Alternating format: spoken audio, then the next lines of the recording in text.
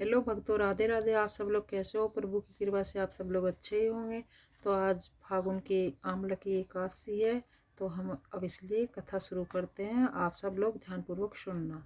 युधिष्ठिर बोले, हे कृष्ण, ऐसा व्रत कहिए जिससे मेरा कल्याण हो। कृष्ण जी बोले कि रहस्य और इतिहास सहित व्रतों से उत्तम व्रत मैं कहता हूँ, जो संपूर्ण फलों को देने वाला है। हे राजन, आंवलकी का व्रत बड़े पापों को नाश करने वाला तथा 1000 गोदान के फल देने वाला है। हिंसा करने वाला व्याध की जैसी मुक्ति हुई, उस प्राचीन इतिहास को मैं कहता हूँ। हष्ट पुष्ट मनुष्य और ब्राह्मण क्षत्रिय शूद्रों से सुशोभित वेदिस नाम का नगर था। हे नर, वहाँ सुंदर वेद ध्वनि हो रही थी। उस सुंदर नगर में कोई नास्तिक और दुराचारी नहीं था। वहाँ का चेतरथ नामक प्रसिद्ध राजा था। वह राजा 10,000 हाथियों के समान बलवान, धनी तथा शस्त्र शास्त्रों को जानने वाला था। उसने राज्य में निर्धन और लोभी नहीं दिखाई देता था।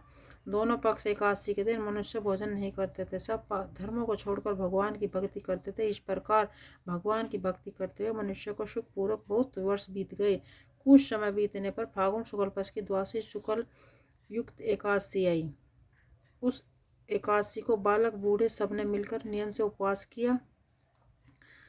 राजा इस व्रत को विशेष फलदायक समझकर नदी में स्नान करने प्रजा के साथ मंदिर में गए। राजा ने जल से भरा हुआ कलश स्थापित करके उसे क्षत्रिय उपान्य, पंचरत्न और सुंदर गंध से सुशोभित किया। दीप माला से युक्त परशुराम जी के साथ ऋषियों समेत सावधानी से पूजन किया और आंवले का भी पूजन किया और बोले, सब पापों को नाश करने वाली आंवले की तुमको नमस्कार है, मेरे अर्घ्य को ग्रहण करो। उसी समय वहां एक शिकारी आया। भूख और परिश्रम से युक्त पाप के भार से पीड़ित कुटुंब के लिए जीव हिंसा करने वाला, सब धर्मों से अलग आंवला की एकादशी का जागरण और दीपकों से शोभित उस स्थान को देखकर वहां बैठ गया। वह क्या है ये ऐसा मन में सोचकर आश्चर्य करने लगा। उसने वहां रखे हुए कलश के ऊपर दामोदर भगवान का दर्शन किया। वहां आंवले का वृक्ष और दीपक जुड़े देखे और पंडितों के मुख से भगवान की कथा सुनी। दूषित होने पर भी एकादशी का माध्यम सुना। विस्मय युक्त होकर रात में जागरण किया। फिर प्रातःकाल सब मनुष्य नगर में गए। उस शिकारी ने भी घर पर आकर प्रसन्नता से भोजन किया। फिर बहुत काल के अंतर व्याह की मृत्यु हुई। एकादशी के प्रभाव से और रात के जागरण से उसे चतुर्गुणी सेना समेत बड़ा राज्य मिला। हे राजन, जो श्रेष्ठ मनुष्य आंवला की एकादशी का व्रत करते हैं, वे निश्चिंदेय विष्णु लोक को जाते हैं। इसलिए भक्तों, अब हमारी एकादशी की कथा संपन्न हुई। अब आरती का समय है।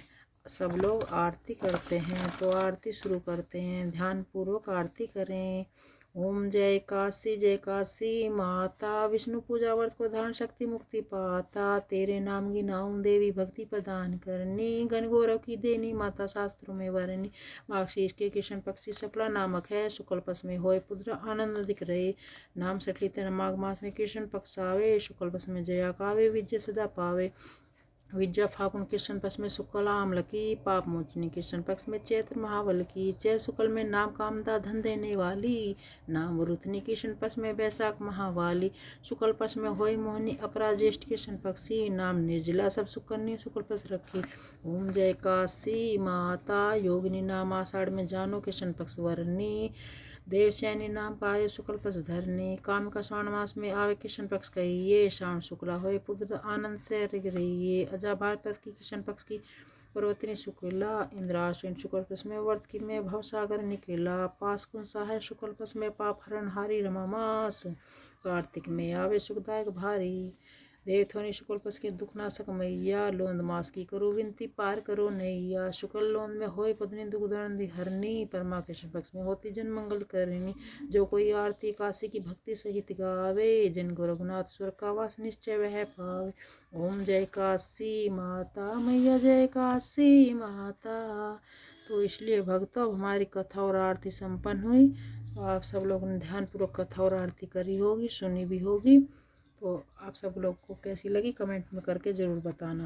तो अब हमारे लड्डू बाबू के दर्शन कीजिए। जय काशी। राधे राधे प्रभु सभी को।